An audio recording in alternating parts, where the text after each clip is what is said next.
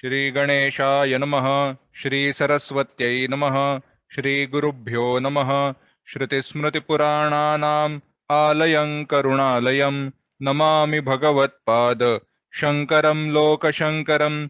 शङ्करं शङ्कराचार्यं केशवं बादरायणं सूत्रभाष्यकृतौ वन्दे भगवन्तौ पुनः पुनः। ईश्वरो गुरुरात्मेति मूर्तिभेदविभागिने व्योमवद्व्याप्तदेहाय दक्षिणामूर्तये नमः। योऽन्तः प्रविश्य मम वाचमिमां प्रसुप्तां सञ्जीवयत्यखिलशक्तिधरस्वधाम्ना अन्यांश हस्तचरणश्रवणत्वगादीन् प्राणान् नमो भगवते पुरुषाय तुभ्यम्। वंशी विभूषितकरान्नवनीरदाभात् पीताम्बरादरुणबिम्बफलाधरोष्ठात् पूर्णेन्दुसुन्दरमुखादरविन्दनेत्रात् कृष्णात् परं किमपि तत्त्वमहं न जाने।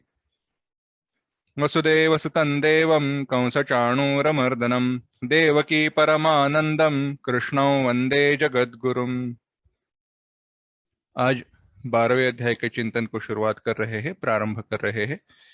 परंतु प्रारंभ करने के पूर्व 11वें अध्याय का जो अंतिम श्लोक है उसे एक बार पढ़ते हैं। या 54 और 55वां श्लोक, ये दो जो श्लोक है उनको एक साथ पढ़ते हैं। भक्त्या त्वनन्यया शक्यः अहमेवं विधोऽर्जुन ज्ञातुं द्रष्टुं च तत्त्वेन प्रवेष्टुं च परन्तप। मत्कर्म कृन्मत्परमः मद्भक्तः संगवर्जितः निर्वैरः सर्वभूतेषु यः स मामेति पांडव। भगवान चिंतन कर रहे हैं, भगवान कह रहे हैं मेरा दर्शन कैसे हो सकता है। तो मेरे दर्शन के जो मार्ग है उसमें एक मुख्य मार्ग भगवान कहते हैं भक्त्या त्वनन्यया शक्यः, अनन्य भक्ति से मेरा दर्शन हो सकता है। किस प्रकार की भक्ति से? अनन्य भक्ति से। इस अनन्य प्रकार की भक्ति से अर्जुन मैं इस रूप में वासुदेव परमात्मा के वसुदेव के पुत्र वासुदेव इस चतुर्भुज रूप में परमात्मा के अतिरिक्त अन्य कोई भी वस्तु नहीं है, परमात्मा ही मैं हूं, ऐसी अनन्य जो भक्ति है, इस भक्ति से मेरे इस रूप का दर्शन हो सकता है। अब यह कहने के बाद यह अनन्य भक्त कैसा है, कौन है, इसके ऊपर चिंतन करते वक्त, इसका उपदेश करते समय, उपदेश के बारे में भगवान ने कहा मत कर्म कृन मत परमः। मत कर्म कृत मत परमः मद भक्तः संगवर्जितः निर्वैरः यः सर्वभूतेषु निर्वैरः सः मामेति। अनन्य भक्त मुझे प्राप्त होता है, तो मुझे प्राप्त होने वाले अनन्य भक्त के पास कौन से गुण होने चाहिए, इसका चिंतन यहाँ पे भगवान करते हैं। कहते हैं वह कैसे होना चाहिए? मत कर्म कृत, मुझ परमेश्वर के लिए कर्म करने वाला हो। मत परमः, मत परमः यानी मेरे ही परायण हो, मेरे ही परायण हो यानी मुझे ही अंतिम सत्य, मुझे ही श्रेष्ठ मानने वाला हो। चिंतन हमने किया था, फिर से इसका चिंतन एक बार करने वाले हैं।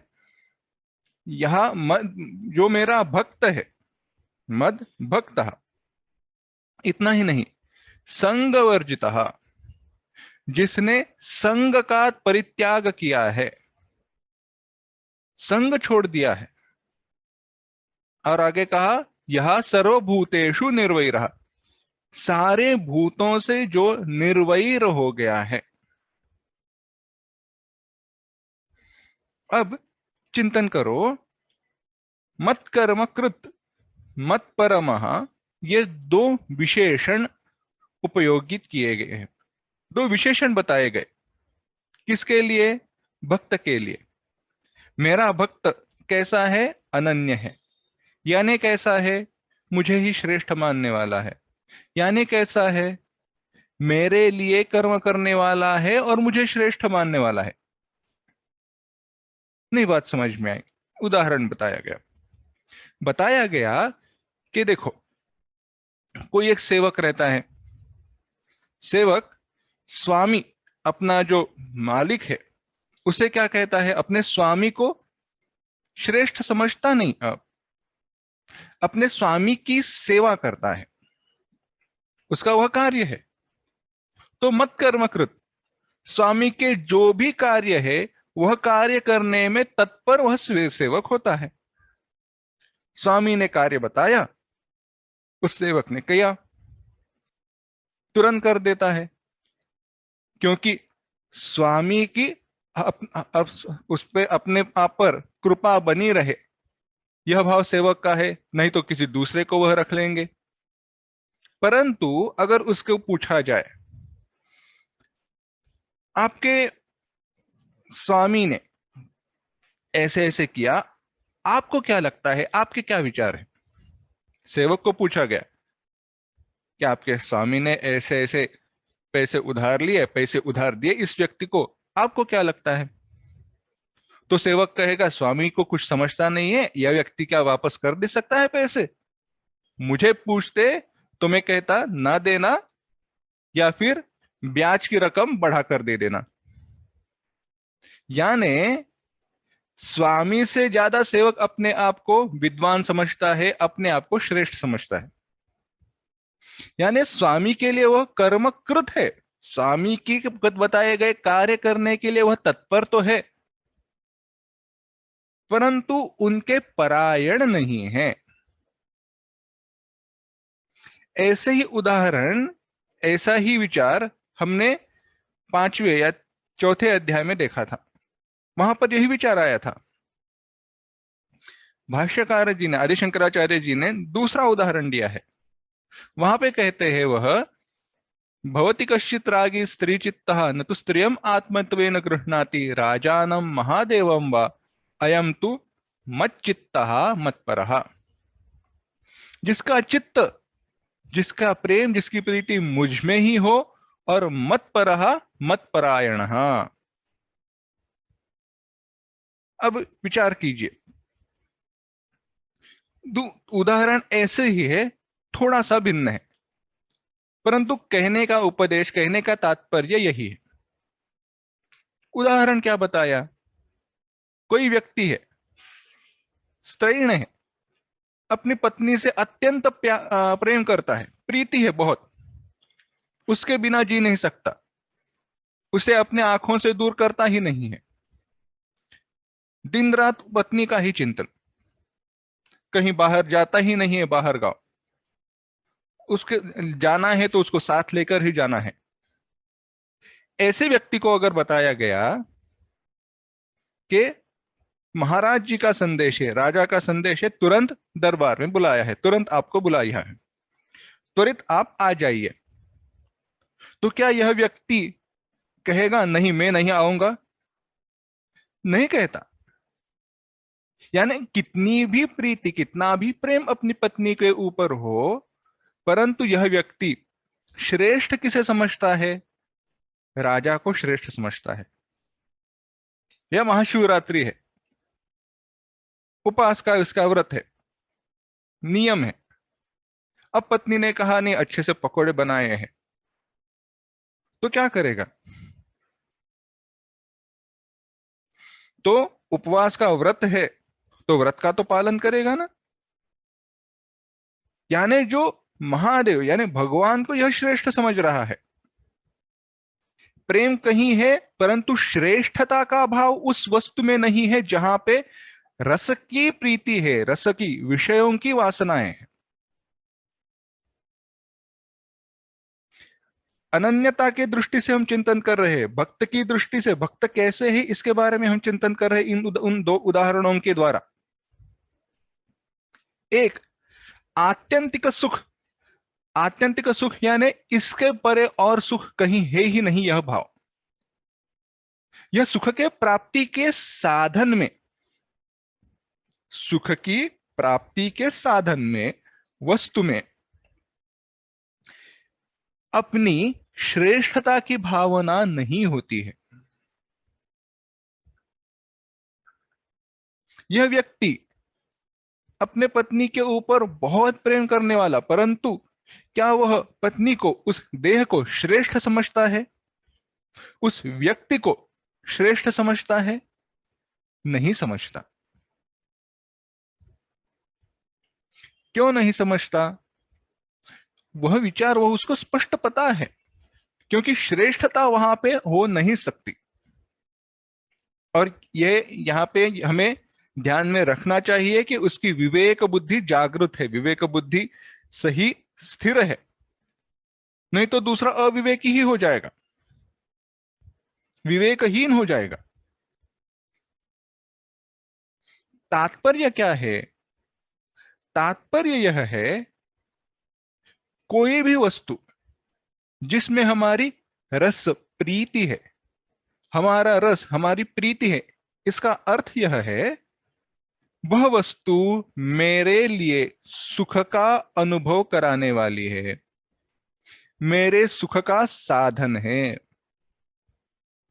उस वस्तु के, उस व्यक्ति के, उस काल के होने पर, उस परिस्थिति के होने पर मुझे सुख का अनुभव होता है।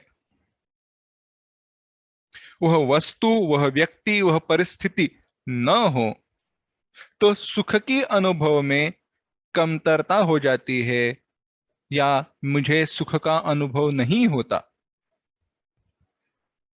यह जो हमारा निष्कर्ष है, यह हमारा निर्णय है, यह हमारा विश्वास है, इसके कारण उस वस्तु परिस्थिति की बारंबार अनुभव की इच्छा हम करते हैं,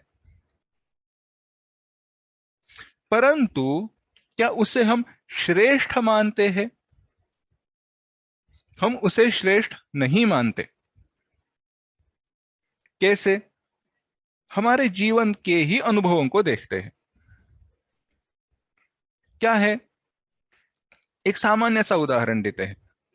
समझो कोई एक भोजनालय है जहां का भोजन आपको अत्यंत प्रिय है, बड़ा ही स्वादिष्ट, बड़ा ही सुंदर भोजन पकाते हैं, शुद्ध है, सात्विक है, वहां पे आप खाना पसंद करते हो। परंतु अगर कोई दूसरा वैसे ही भोजनालय आपको मिला जहां पे पहले से कम दाम में और कम समय में आपको खाना प्राप्त हो रहा हो, भोजन प्राप्त हो रहा हो, तो अब आप कहां पे जाओगे? श्रेष्ठत्व बुद्धि पहले में अगर होती तो आप दूसरी जगह पर नहीं जाते। अब श्रेष्ठ क्यों हुआ? है ना, श्रेष्ठत्व बुद्धि नहीं थी। अब जहां पे श्रेष्ठत्व बुद्धि आपके दृष्टि से है, वहां पे आप जाओगे। या तीसरी बात, अभी लॉकडाउन का हमने अनुभव किया है, इसके लिए बाकी कुछ भी हो, कितनी भी हमारी आसक्ति हो, इच्छा हो कि वहां का खाना हमें खाना है, परंतु सरकार ने कहा है कि भोजनालय वगैरह बंद रहेंगे, अत्यंत आवश्यक हो तो ही उनको चालू रखा जाएगा। अब अत्यंत आवश्यक इस जो कैटेगरी है, इस ग्रुप में, इस संघात में, इन लोगों में तो आप आते नहीं हो, तो सरकार की बात माननी पड़ेगी। मानी, यानी श्रेष्ठत्व बुद्धि किस में है? भारत सरकार में है ना। ये उदाहरण इनको अब भगवान के प्रति ले जाते हैं। हमारे लिए विषय प्रिय है, भगवान श्रेष्ठ है, या भगवान प्रिय है परंतु विषय श्रेष्ठ है? कहीं पे भी हम बैठ सकते हैं, कैसे? सामान्य सा उदाहरण है, खाना पसंद है, परंतु उपवास पुण्य की बात की जाए तो उपवास करने के लिए तैयार है, परंतु उसमें भी बात ऐसी देखो, भगवान श्रेष्ठ है परंतु विषय प्रिय है, इसीलिए जिस दिन उपवास रहता है उस दिन का खाना देखो, घी में तला हुआ, इतना स्वादिष्ट रहता है कि रोज भी खाएंगे बताया जाए तो। यानी ऐसी विचित्र हमारी अवस्था है, भक्त की बात ऐसी नहीं होती। परंतु अगली बात यह हुआ हमारी आसक्ति, प्रीति और श्रेष्ठत्व की भावना के बारे में। परंतु ऐसे ही हमारे जीवन में जो कर्म है उनके बारे में क्या? उसके लिए ही सेवक का उदाहरण बताया गया।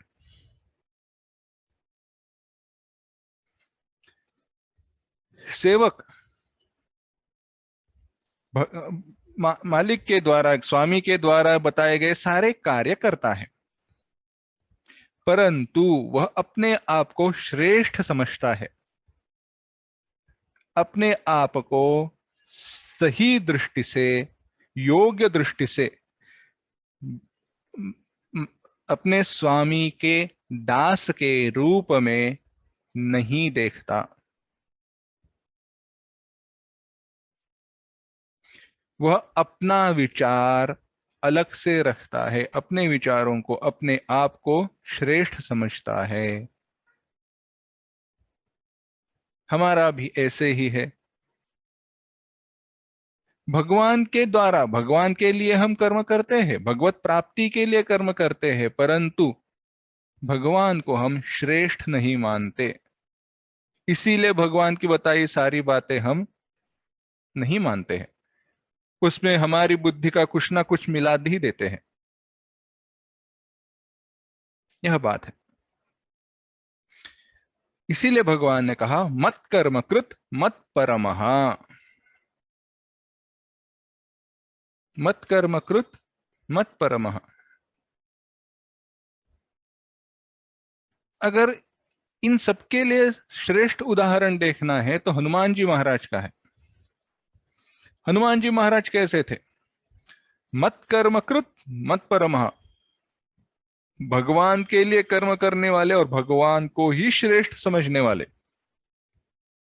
इसीलिए जहां जहां पर वो गए उन्होंने अपना परिचय कैसे कराया? राम जी का दूत, राम जी के दास के रूप में, सेवक के रूप में। हनु सीता माता से पहली बार मिले, तभी कहा मैं राम जी का दूत हूं, उनका सेवक हूं। रावण से कहा, रावण से तो बड़ी सुंदर बात कही थी, जाके बल लव लेशते जिते हूं सराचराचर सारे।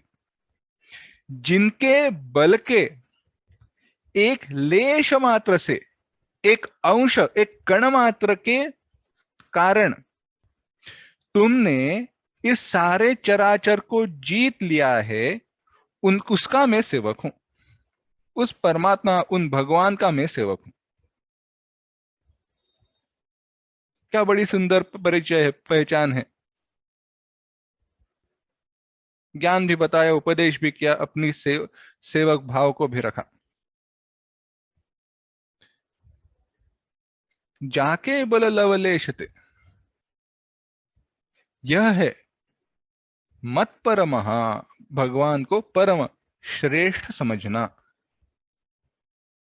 तो इस प्रकार से भगवान ने अर्जुन से कहा कि जो मुझ परमेश्वर के लिए कर्म करने वाला है और मेरे ही परायण है,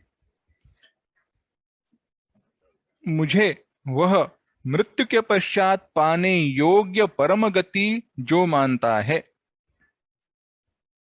जो प्राप्तव्य है वो मुझे ही मानता है, ऐसे व्यक्ति को, जो सब निर्वैर, सारे भूतों से, सारे जीवों से निर्वैर हो गया है, वही व्यक्ति मुझे प्राप्त करता है।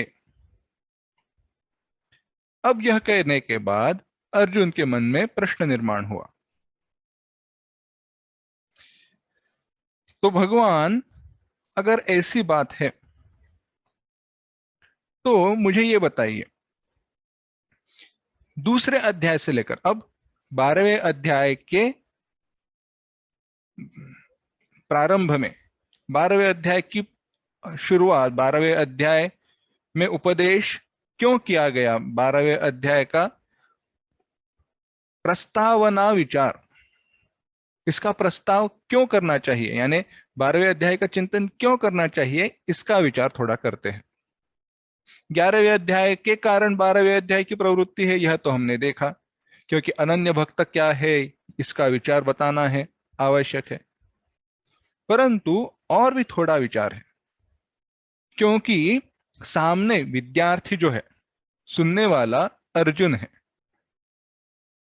हमारे लिए तो 11वें अध्याय में क्या है, क्या बताया गया, वह याद करना मुश्किल हो जाता है, कठिन हो जाता है, परंतु अर्जुन को दूसरे अध्याय से जो भी बताया गया वह याद है। पूछने के लिए सारे उन दूसरे अध्याय से लेके अब तक जो भी कहा गया उसका संदर्भ लेते हुए अर्जुन प्रश्न करने वाला है। तो दूसरे अध्याय से लेके विभूति योग तक, यानी 10वें अध्याय तक, समस्त विशेषणों से रहित, जिनमें सारे विशेष नष्ट हो चुके हैं, भेद नष्ट हो चुके हैं, कोई भी संकल्प विकल्प नहीं रहा है, गुण रूप नहीं रहा है, ऐसे अक्षर परमात्मा की, अक्षर ब्रह्म की उपासना बताई गई। उसकी उपासना कैसे करनी चाहिए, उस अक्षर ब्रह्म का चिंतन कैसे करना चाहिए, यह भी बताया गया। उन्हीं सारे अध्यायों में दूसरे से लेके 10वें अध्याय तक स्थान स्थान पर यह भी बताया गया कि भगवान कैसे योग, ऐश्वर्य, ज्ञान इत्यादि षड्गुण संपत्ति से युक्त है। सारा धर्म, सारा यश, सारी कीर्ति, सारी संपत्ति, श्री, सारा वैराग्य, संपूर्ण ज्ञान जिनमें समाया है वह भगवान है। इस प्रकार से आप परमात्मा की उपासना का भी वर्णन किया गया है भगवान। इतना ही नहीं, 11वें अध्याय में आपने अपने विश्वरूप दर्शन को प्रकट किया। संपूर्ण विश्वरूप के दृष्टि से आपने अपना रूप प्रकट किया, और अंत में आपने यह कहा, मत कर्म कृत मत परमः, मेरे लिए ही कर्म करने वाला हो और मुझे ही परम गति समझने वाला हो। अब मेरा प्रश्न यह है कि इन दोनों पक्षों में,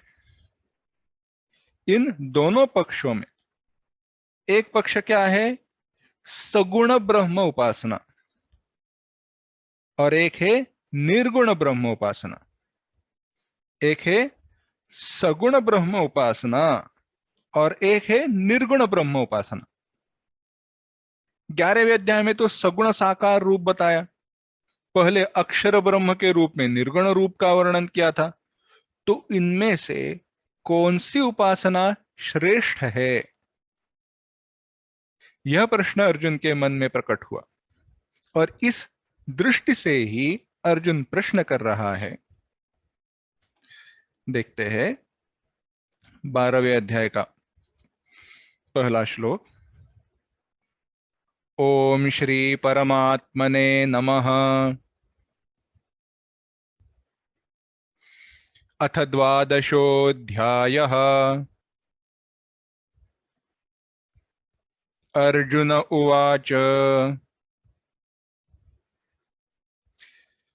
एवं सततयुक्ता ये भक्तास्त्वां पर्युपासते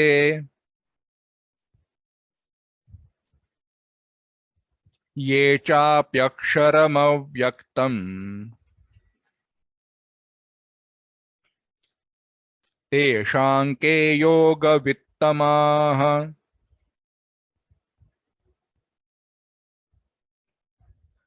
एक साथ।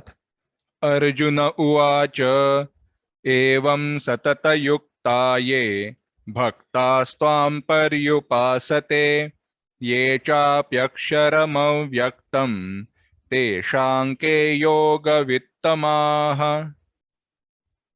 अर्जुन भगवान से कहता है, ये भक्ताः, जो भक्त, एवं, इस प्रकार से, यानी 11वें अध्याय में जो आपने बताया उस प्रकार से आपके सगुण रूप का सतत युक्ता निरंतर चिंतन करते हैं, निरंतर ध्यान करते हैं।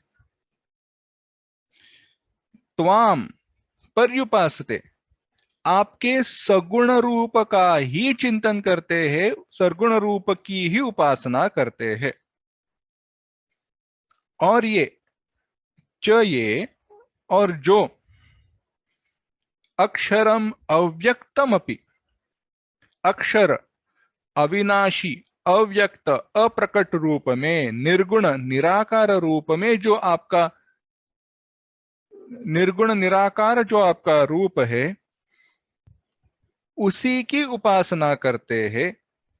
तेषाम, उनमें, सुगुण ब्रह्म की उपासना करने वालों में और निर्गुण ब्रह्म का ध्यान करने वालों में, के योग वित्तमाः, उत्तम योग वेत्ता कौन है,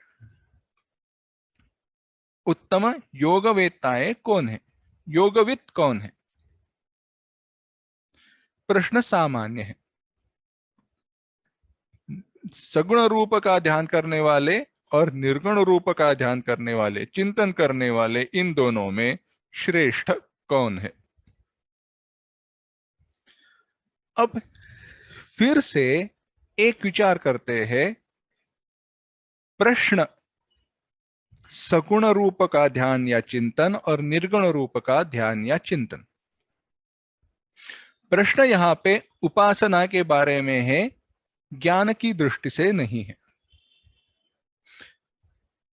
थोड़ा तात्विक सिद्धांत की दृष्टि से विचार है, ठीक से सुनना। उपासना और ज्ञान, इनमें भेद है। उपासना और ज्ञान, इनमें भेद है। उपासना में तत् त्वम पद दोनों का शोधन नहीं होता, आलंबन को रखा जाता है। भले लक्षण समान हो, परंतु एक अध्यस्त, कोई तो आरोपित, कोई तो आधार उपासना में उपस्थित रहता है। ज्ञान में सारे आधार, सारे विषय, सारे भेद नष्ट हो जाते हैं। कैसे समझे? मैं उदाहरण बताता हूं। पहले हमने इस उदाहरण का चिंतन किया है, परंतु उस दृष्टि से नहीं, इस प्रश्न को, इस उपासना और ज्ञान के भेद को समझने के लिए, उपासना की आवश्यकता को समझने के लिए विचार करते हैं। कोई एक व्यक्ति है, कोई एक व्यक्ति है, उसको दूर से दिखा कि अंधेरे में कहीं दूर एक पेड़ है, पेड़ पौधे है, या अंधेरे में पेड़ पौधे तो ध्यान में नहीं आएंगे, कहीं पर कहीं दूर कोई प्रकाश है और घर जैसा कोई आकार दिख रहा है। तो इसे लगा वहां पे कोई रत्न पड़ा हुआ है। खिड़की में कहीं पे तो रत्न रखा हुआ है, हीरा रखा हुआ है जो चमक रहा है। अब इच्छा हुई जाकर उसको प्राप्त करने की। दिखा क्या है इसे? प्रकाश दिखा। लगा क्या, अरे कोई तो रत्न वगैरह है, चलो जाकर ले लेते हैं, हमें रत्न की प्राप्ति हो रही है। तो अब चलने लगा, जाने लगा। जा रहा था, जाते जाते जाते जब उस प्रकाश की स्रोत के नजदीक पहुंच गया, उसके पास गया, निकट गया, तब उसने देखा, अरे यह तो क्या है, दिया है। क्या दिखा उसको? दिया। दुखी हुआ, वापस चला आया। परंतु विचार कीजिए, अगर उसे सत्य में रत्न की प्राप्ति होती तो खुशी होती, आनंद की प्राप्ति होगी। परंतु मेरा आपसे प्रश्न यह है, क्या उसने, उस व्यक्ति ने रत्न को देखा या प्रकाश को देखा? प्रकाश को देखा। परंतु उसे ज्ञान क्या हुआ? उसने क्या ठान लिया? वहां पे क्या है? रत्न है। देखा है प्रकाश, परंतु इसने समझ क्या लिया? क्या है वहां पे? रत्न। ये नहीं कहा उसने वहां पे कोई प्रकाश का स्रोत है, उसने कहा वहां पे रत्न है। परंतु दूसरा कोई व्यक्ति हो जिसकी नजर कई ज्यादा तेज है, और उसने यहां से ही प्रकाश नहीं देखा, स्वयं रत्न को ही देखा, और उसने कहा वहां पे रत्न है, या योग सामर्थ्य है उसके पास। अब योग सामर्थ्य के कारण उसने कहा अरे वहां पे रत्न है, तो अब हम क्या कहेंगे? उसने प्रकाश को देखकर रत्न है कहा, या रत्न को देखकर रत्न है कहा? दूसरे व्यक्ति को फिर से बताता हूं, पहले व्यक्ति ने क्या देखा है?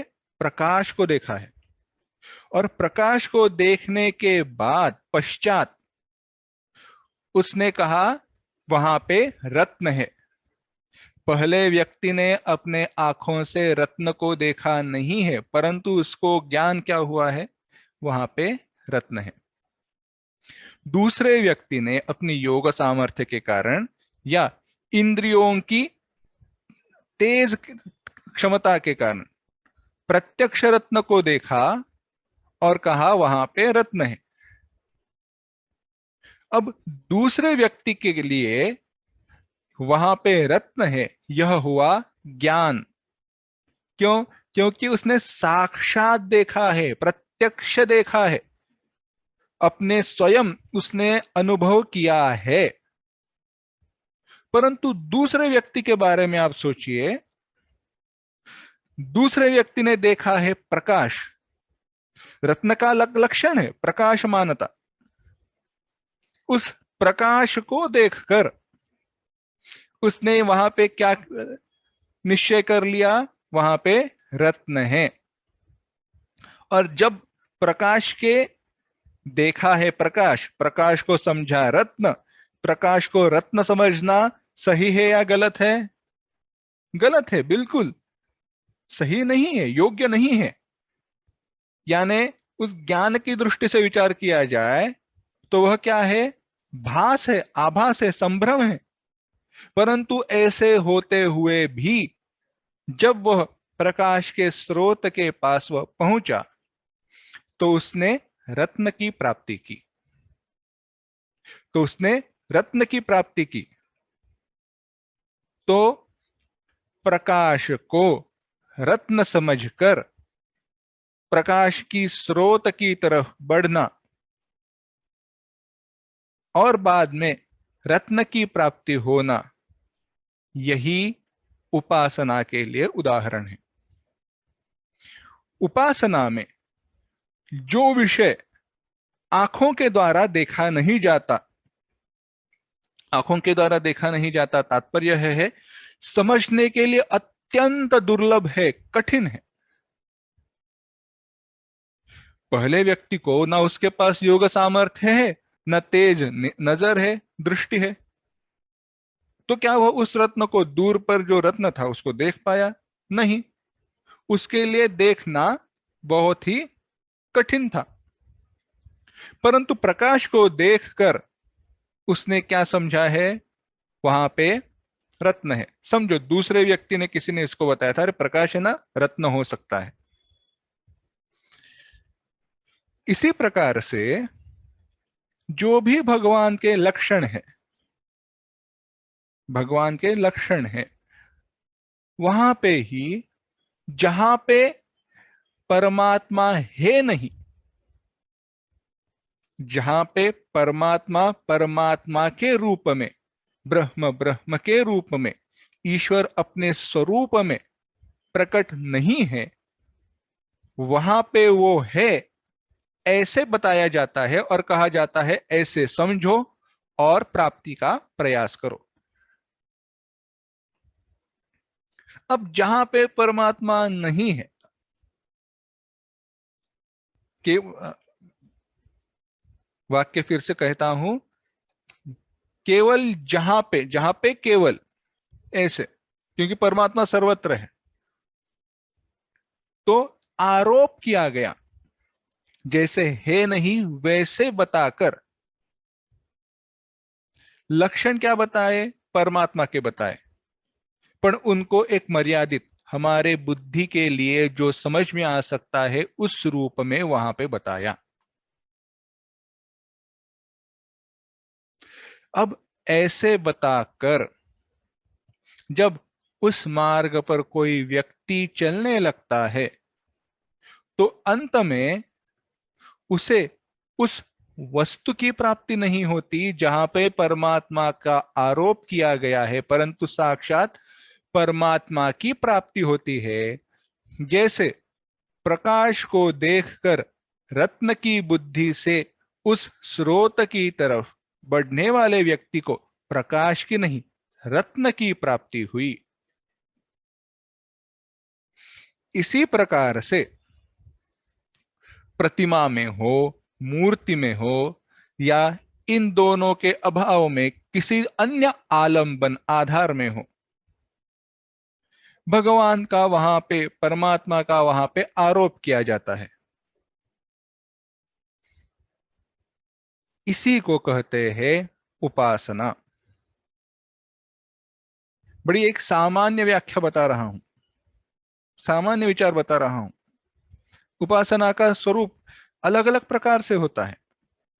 श्रेष्ठ, उनमें भी तारतम्यता है, उनमें भी श्रेष्ठ कनिष्ठ भाव है, क्योंकि साधन की सुलभता और कठिनाई इनमें, साधन जितना कठिन उतनी परमात्मा की प्राप्ति त्वरित, साधन जितना आसान,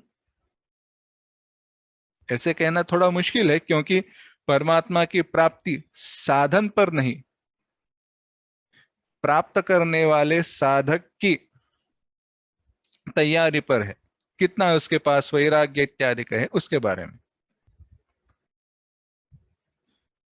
विचार कर रहे हैं हम। किसका? सगुण और निर्गुण उपासना का। फिर से यहां पे आते हैं, सगुण उपासना हो या निर्गुण उपासना हो, उपासना में हमने विचार किया भगवान जहां पे है नहीं वहां पे उनकी कल्पना करके भगवत प्राप्ति का मार्ग बताया जाता है।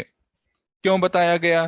क्योंकि भगवान को हम साक्षात देखने में, प्राप्त करने में समर्थ नहीं है।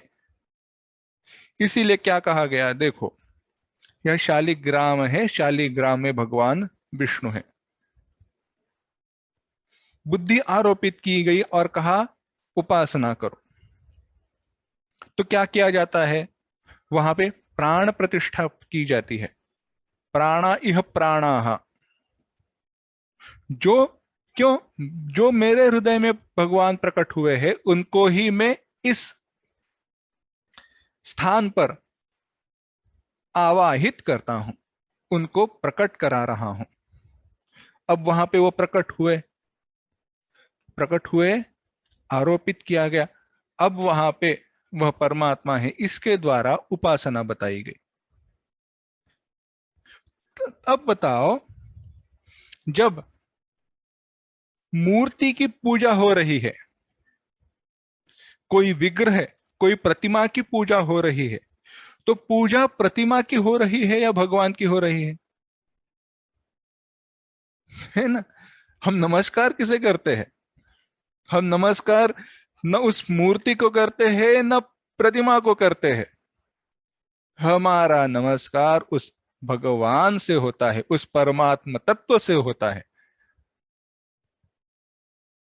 और वहां पे हमारी बुद्धि फंसी रहे, वहां पे अटकी रहे, इसके लिए मूर्ति का सुंदर होना, शुद्ध होना, स्वच्छ होना, निर्मल क्षेत्र में होना आवश्यक है।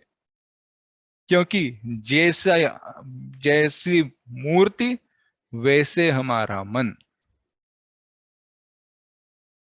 अब आगे जाकर मैं पूछता हूं, जब हम इस प्रकार से उपासना करते हैं, प्रार्थना करते हैं, तो बताओ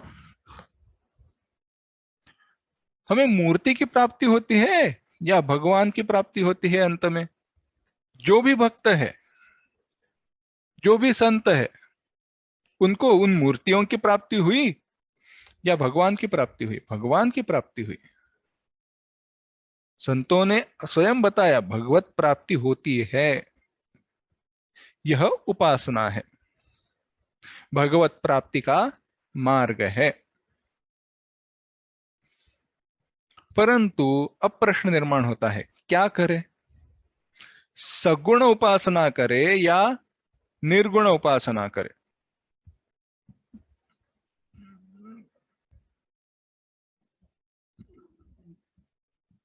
सगुण और निर्गुण यानी गुणों के सहित या गुणों से रहित, श्रेष्ठ क्या है? अर्जुन का प्रश्न यही है। भगवान आपने दो उपासनाएं बताई, एक तो निर्गुण, एक सगुण। तो अब इनमें कौन सा पक्ष श्रेष्ठ है, यह मैं आपसे पूछना चाहता हूं। निर्गुण ब्रह्म उपासना करने वाले कैसे हैं, सगुण ब्रह्म उपासना करने वाले कैसे हैं? भगवान भाष्यकार आदि शंकराचार्य जी कहते हैं कि भगवद अर्थ कर्म करने वाले,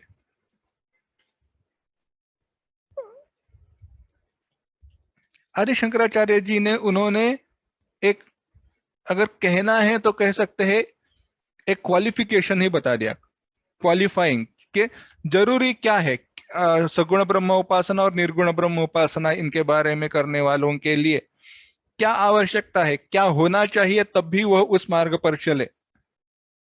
तो कह दे, जो भी संसारी है, संसारी है यानी जो भी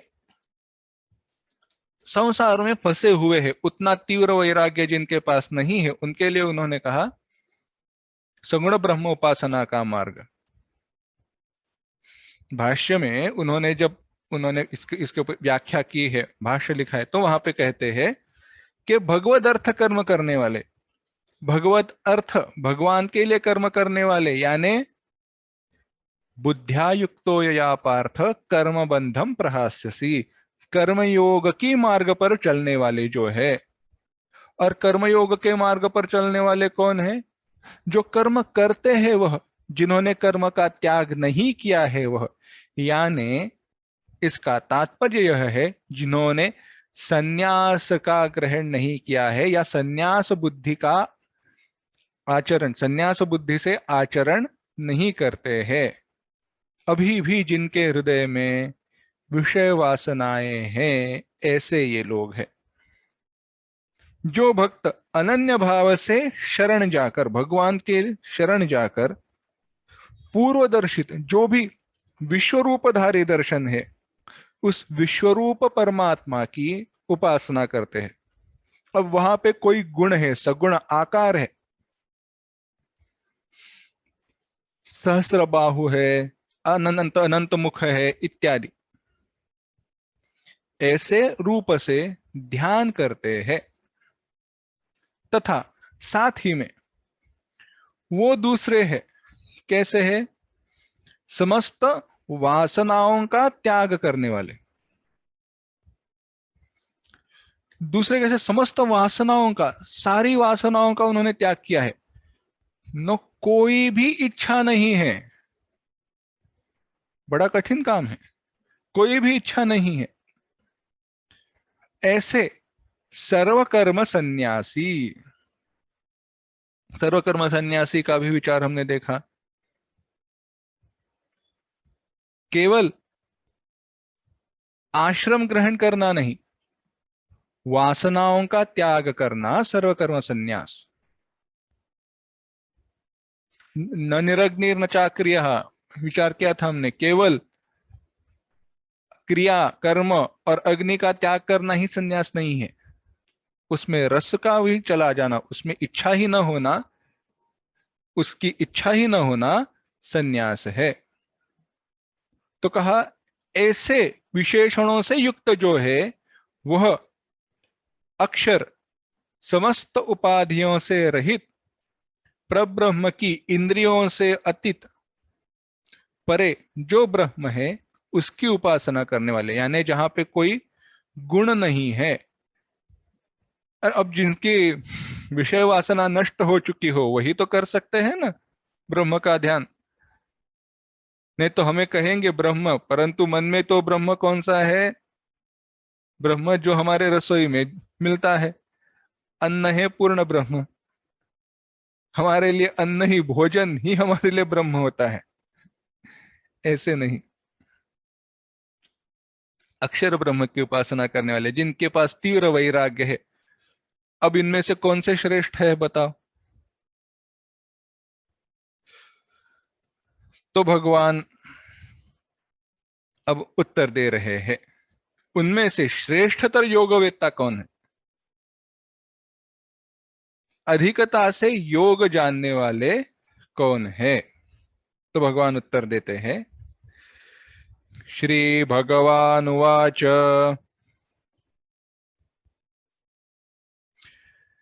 मय्यावेश्य मनो ये माम् नित्ययुक्ता उपासते श्रद्धया परयोपेताः ते मे युक्ततमा मताः।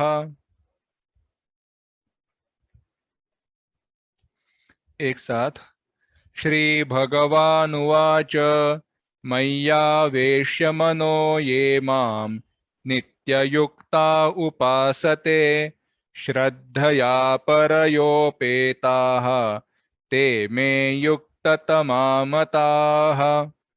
भगवान कह रहे हैं, श्री भगवान वाच, हे अर्जुन, ये जो मई मनः आवेश्य, मुझ में मन स्थिर करके, मुझ में मन स्थित करके, नित्ययुक्ताः, नित्ययुक्ताः मेरा नित्य चिंतन करने वाले, परम श्रद्धया उपेताः, परम भक्ति से युक्त होकर, मेरी सद्गुण रूप की, सगुण रूप की उपासना करने वाले जो है, ते में मताः युक्ततमाः, वह मेरे दृष्टि से युक्ततमाः, श्रेष्ठ है।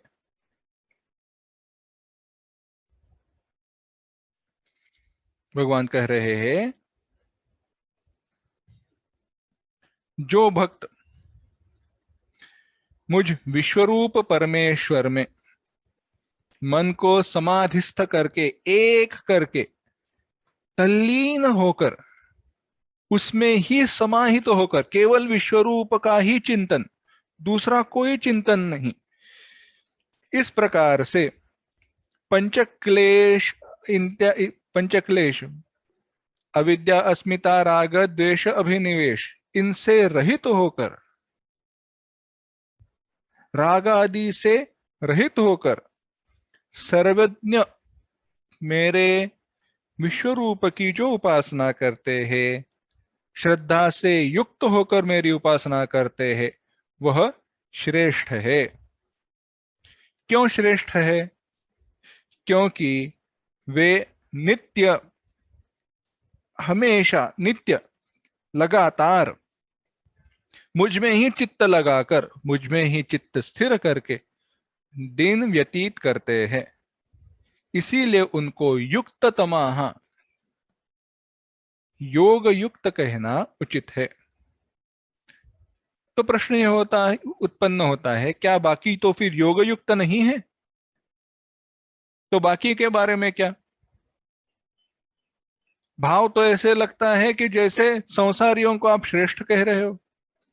संसारी की उपासना आपको श्रेष्ठ लगती है और सन्यासी की उपासना कनिष्ठ। क्या ऐसी बात है? नहीं। विस्तार करते हैं। भगवान ने कहा, देखो, जो कामनाओं से रहित पूर्ण ज्ञानी अक्षर ब्रह्म के उपासक है, उनको बाजू में रखो। जो सन्यासी है ना, उनको बाजू में रखो, उनके बारे में चिंतन नहीं करते हैं, उनकी कैटेगरी ही अलग है, वो लोग ही अलग है, उनके बारे में हम सोचते नहीं है। उनके प्रति जो कहना है वह भगवान कहते, मैं आगे कहूंगा, पहले यह बात सुनो अर्जुन। जो भी सगुण ब्रह्म की उपासना करने वाले हैं वह श्रेष्ठ है। यह बिल्कुल, यह वैसे ही कहा जैसे ही कर्म संन्यासियों से कर्मयोगी श्रेष्ठ है, यह भगवान ने कहा।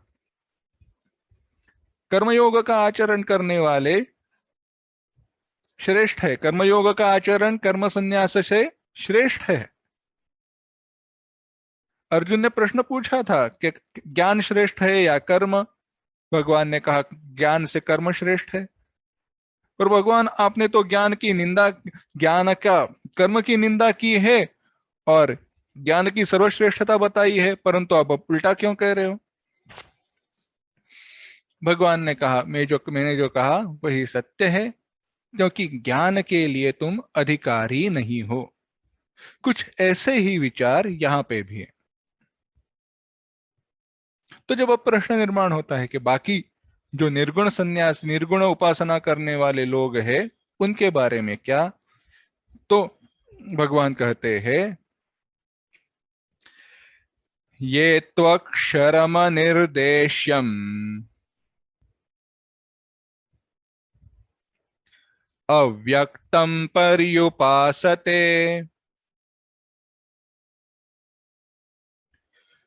सर्वत्र गमचिन्त्यं च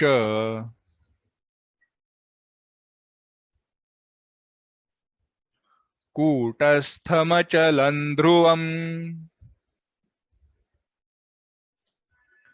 एक साथ, ये त्वक्षरम निर्देश्यम अव्यक्तम पर्युपासते सर्वत्र गमचिन्त्यं च कूटस्थमचलं ध्रुवम्। भगवान कहते हैं, ये तू जो अनिर्देश्यम अक्षरम, अनिर्देश्य, जिसका निर्देश नहीं किया जा सकता, जो दिखाई नहीं देता,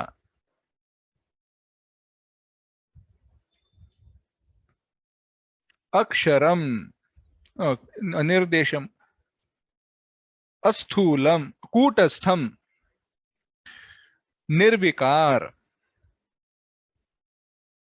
अचलम, अचल, ध्रुवम, ध्रुव, स्थिर, अक्षरम, अव्यक्तम च, अक्षर और अव्यक्त ऐसे तत्व की इंद्रिय ग्रामम संयम्य, अपने इंद्रियों का निग्रह करके, उनको जीत कर, सर्वत्रगम, जो सभी जगह पर है, सर्वत्र है, सर्वव्यापी तत्व की उपासते, उपासना करते हैं।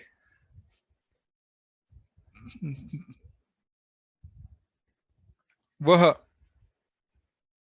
अब चौथे श्लोक को पढ़ते हैं, चौथे श्लोक को भी इसी के साथ ले लेंगे, इसी के साथ इसका विचार करेंगे। सन्नियम्येन्द्रियग्रामम् सर्वत्र समबुद्धयः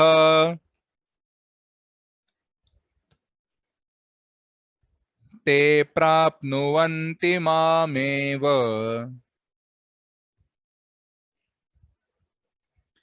सर्वभूतहिते रताः।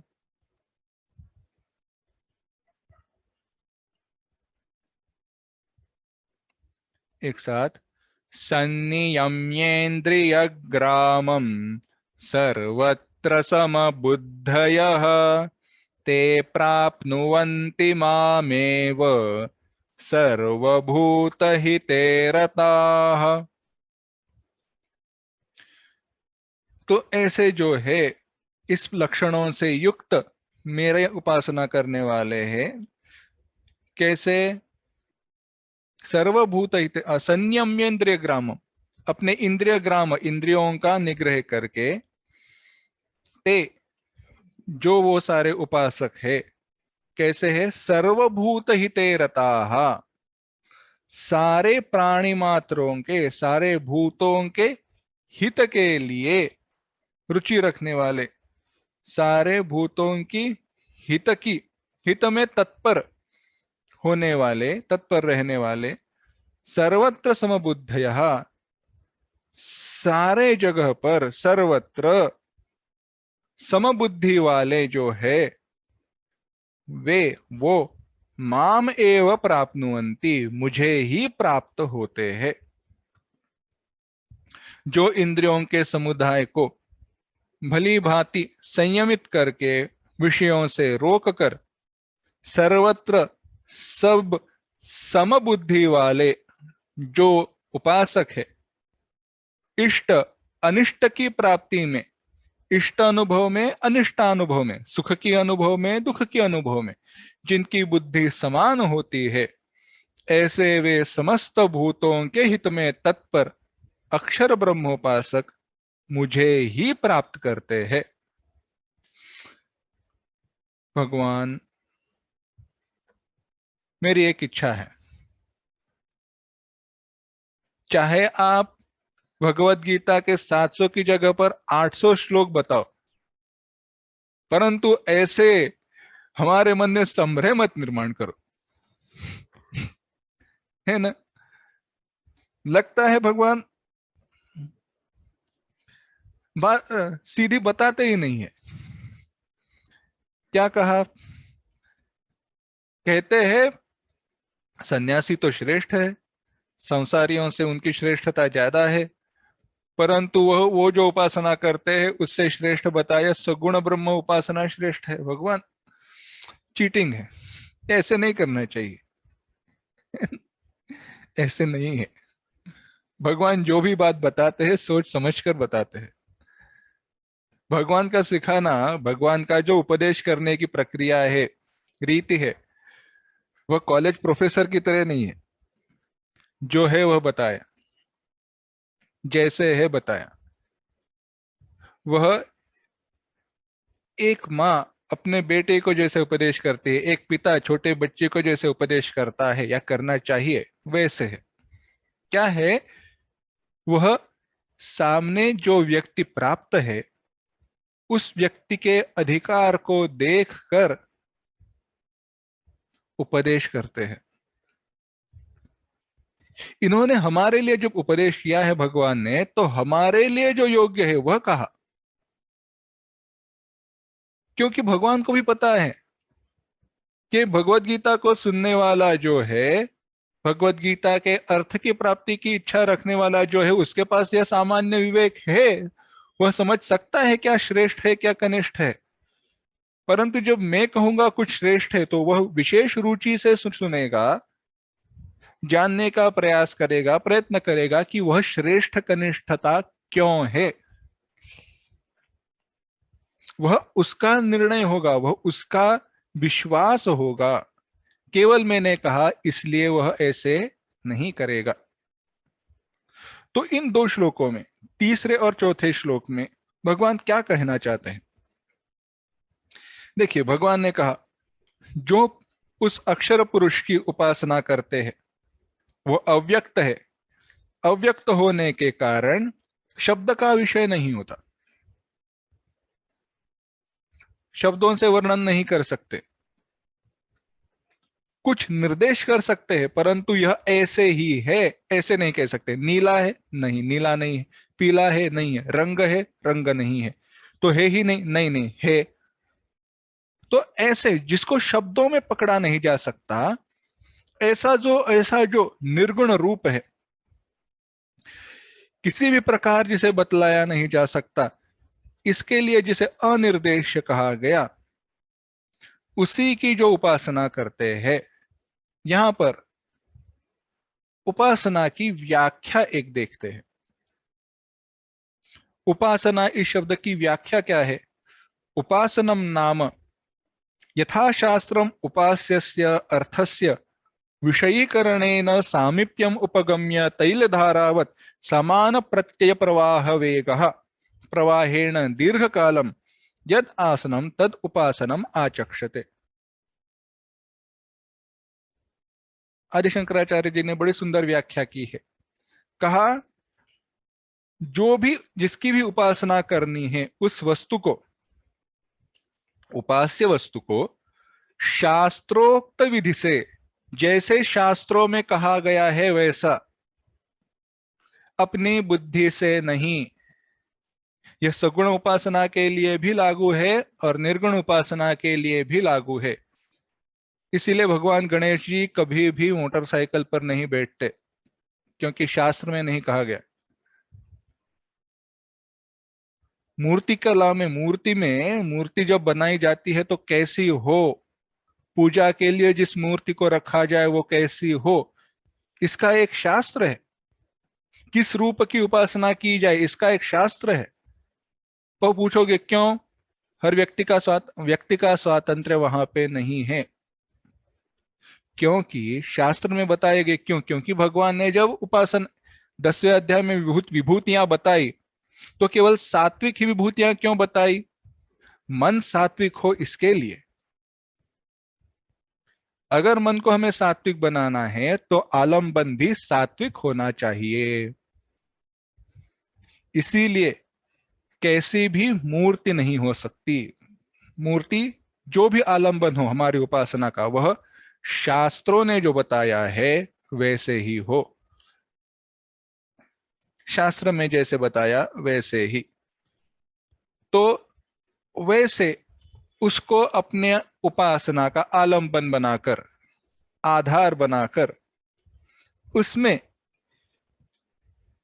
उसका चिंतन कैसे करना है? अखंड चिंतन। उदाहरण बताया, तैल धारावत। बर्तन में तेल ले लीजिए और तेल को टेढ़ा कीजिए, उस बर्तन को टेढ़ा कीजिए, तो तेल नीचे गिरने लगेगा। तो जो एक तेल की वो जो धारा है वह कैसी है? वह अखंड है, उसमें कोई बिंदु नहीं है, अखंड धारा होती है। अगर आप पानी को आप देखोगे तो कैसे है? पानी अखंड रहता है परंतु बाद में बिंदुओं के रूप में वहां पे टूट जाता है आगे, अखंड प्रवाह उसका नहीं रहता है। वैसे नहीं, तेल की तरह, अखंड तैल धारा की तरह प्रवाह हो।